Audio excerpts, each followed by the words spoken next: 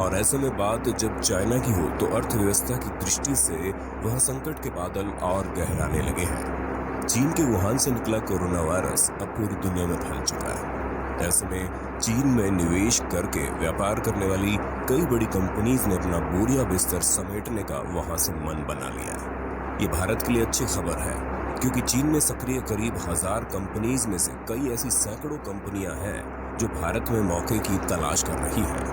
ये दुनिया भर के देशों को पता है कि कोरोना वायरस का केंद्र चीन का वुहान रहा है और इसी खतरनाक वायरस के कारण चीन में विदेशी कंपनीज को काफी दिक्कतों का सामना करना पड़ा। इस माहौल में लगभग 1000 विदेशी कंपनियां भारत में एंट्री की सोच रही है। बताया जा रहा है कि इनमें से करीब 300 कंपनीज भारत में फैक्ट्री लगाने की पूरी तरह से मूड बना चुकी है और इस संबंध में भारत के अधिकारियों से बातचीत भी चल रही है। केंद्र सरकार के एक अधिकारी ने इसकी जानकारी देते हुए कहा कि वर्तमान में लगभग 1000 कंपनीज विभिन्न स्तरों पर बातचीत कर रही है।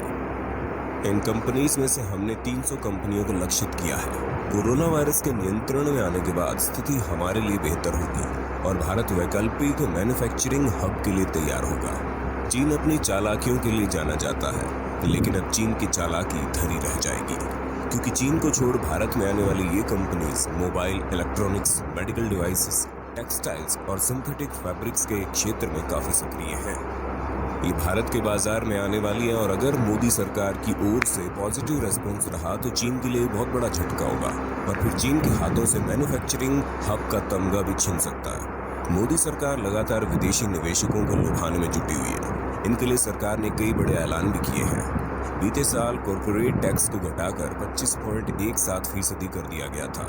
वहीं नई फैक्ट्रीज लगाने वालों के लिए टैक्स घटाकर 17% ला दिया गया। ये टैक्स दक्षिण पूर्व एशिया में सबसे कम बताया जाता है। वहीं दूसरी तरफ विश्व स्वास्थ्य संगठन ने चेतावनी जारी की है कि कोरोना का तांडव अभी बाकी है, अभी और गंभीर होगी कोरोना महामारी।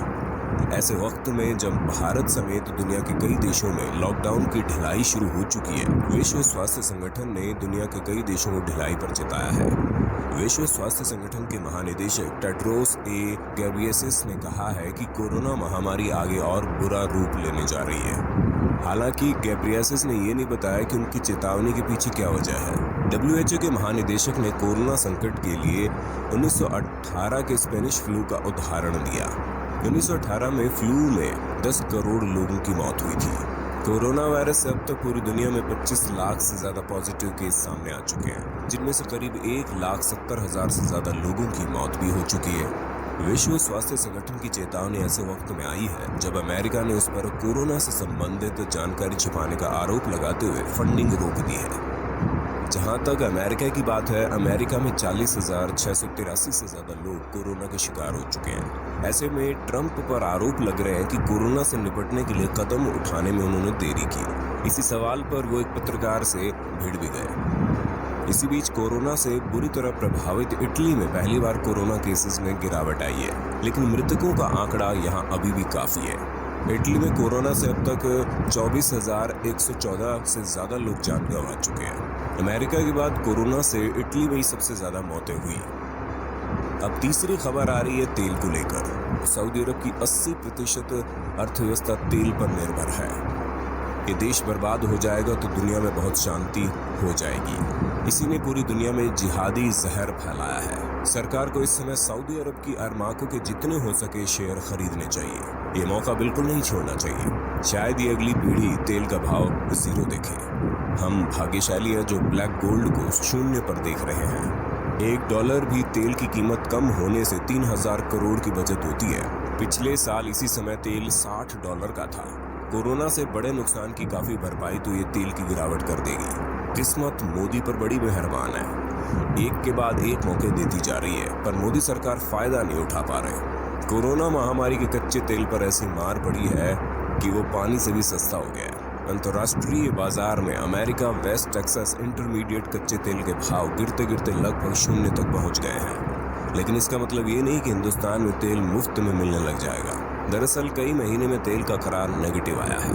मतलब ये कि खरीदार तेल लेने से इनकार कर रहे हैं। खरीदार कह रहे हैं कि तेल की भी जरूरत नहीं है, बाद में लेंगे, अभी अपने पास रखो। वहीं उत्पादन इतना हो गया है कि अब तेल रखने की जगह ही नहीं बची है। ये सब कोरोना की महामारी की वजह से हुआ। गाड़ियों का चलना लगभग बंद है। कामकाज और कारोबार बंद होने की वजह से तेल की खपत और उसकी मांग में भी कमी आई है।